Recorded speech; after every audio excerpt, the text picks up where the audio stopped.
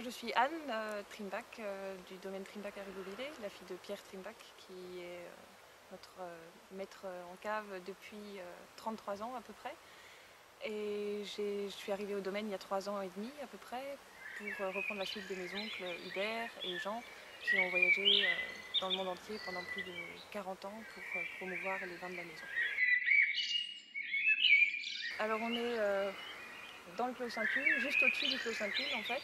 On a la jolie petite église derrière nous qui s'appelle Saint-Jacques-le-Majeur, mais entre nous on l'appelle tous l'église de Sainte-Une parce qu'elle retrace la jolie légende de Sainte-Une qui avait réussi à changer l'eau en vin une année de disette. Et on a donné ce nom à notre parcelle de Clos Sainte-Une il y a des dizaines d'années. Et on a la chance de l'avoir dans la propriété dans la famille depuis plus de 200 ans. Pardon. Et c'est donc une super parcelle plantée exclusivement au Riesling et qui fait 1,67 hectare. Alors ici on a principalement du calcaire, mais aussi des marnes sur la surface, sur 30 à 50 cm environ on a des marnes. Et ensuite le calcaire bien connu sous le nom de Muschelkalk, qui veut dire donc calcaire coquillé, traduit littéralement du dialecte. Et donc c'est un sol, pour nous en tout cas, parfait pour le Riesling. La sensation qui domine en général, c'est cette sensation de minéralité, qui est assez difficile à exprimer, évidemment, mais c'est ce caractère très Riesling ou très vieux Riesling, certains nous diront, qui ressort surtout après vieillissement. C'est des vins qui vieillissent en général assez bien. Nous, on commercialise notre Clos Sainte-Une, les 8000, 9000 bouteilles qu'on produit, après 5 ans de vieillissement en bouteille minimum.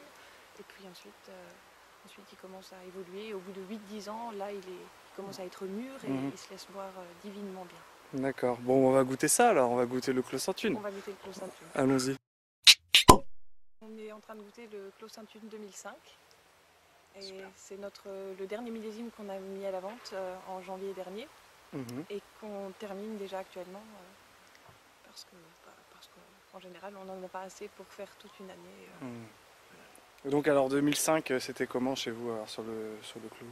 Je crois en que général dans toute l'Alsace généralement c'était un très beau millésime. Il y a en général une belle structure, une belle complexité dans les vins. On a réussi à garder une belle acidité. Le Riesling a toujours plus d'acidité que les autres cépages, mais là en l'occurrence sur le Clos Sainte-Une ou sur les sols un peu plus vers Ribeauvillé, on avait toujours une belle acidité.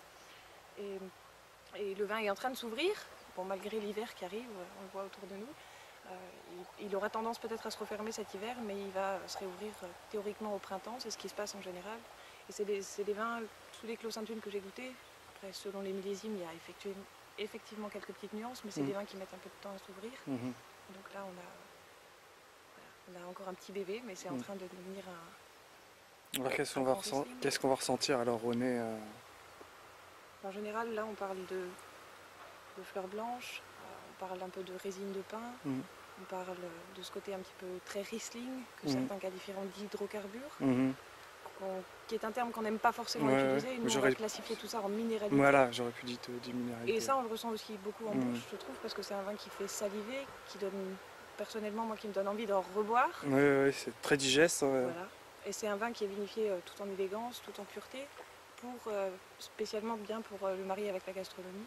Et aussi, c'est un vin qui aime se faire attendre, ça c'est le bon mot. C'est assez onctueux, mais c'est aussi...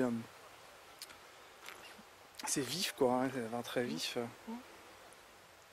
avec une belle acidité, une belle salivation. Voilà. Alors qu'est-ce qu'on pourrait manger alors avec alors là, si on part sur un beau turbo ou une belle sole avec une sauce au beurre ou quelque chose une belle viande blanche, un peu noble si on peut dire. Il y a aussi plein de poissons,